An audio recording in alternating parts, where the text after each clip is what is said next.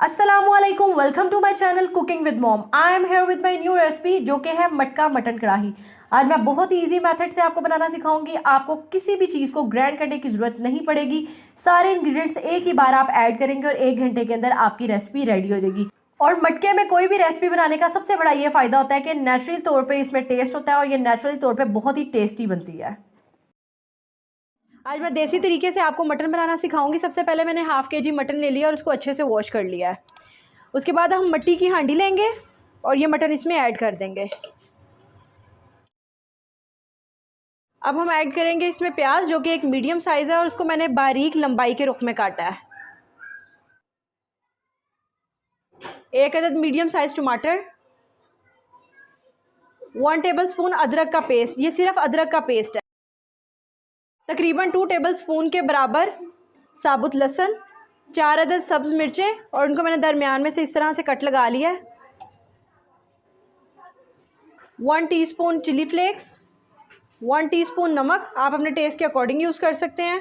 Half tea spoon हल्दी, 1 teaspoon सूखा धनिया पाउडर, 1/4 टेबलस्पून काली मिर्च पाउडर, 1/4 टेबलस्पून गरम मसाला पाउडर, हाफ़ टी स्पून सुरख मिर्च पाउडर, 2 अदद सब्ज़ इलायची, तकरीबन 1 चुटकी कलवंजी।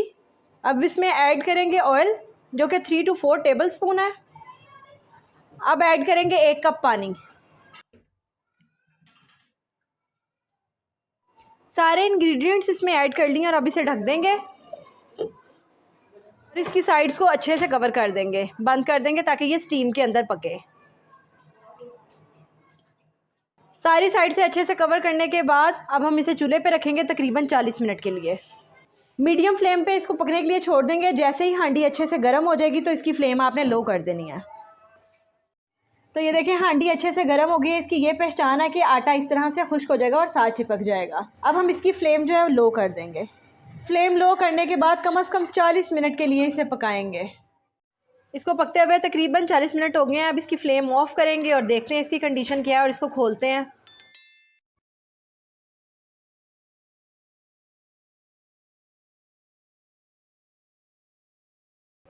ये देखें माशाल्लाह से ये कितने अच्छे तरीके से अभी भी पक रही है। अच्छे से चम्मच हिलाएंगे। बिस्मिल्लाहिर्रहमानिर्रहीम। तो माशाल्लाह से ये देखें कितने अच्छे तरीके से पक गया है। मटन ने ऑयल भी छोड़ दिया है। अब मज़ीद इसका पानी खुश कर लेंगे। जो इसको गलने में कसर रह गई है वो अच्छी तरह से इसको गला लेंगे हम लोग। थोड़ी देर के लिए इसको ढक के और पकाएंगे ताकि ये मज़ीद अच्छे से पक जाए।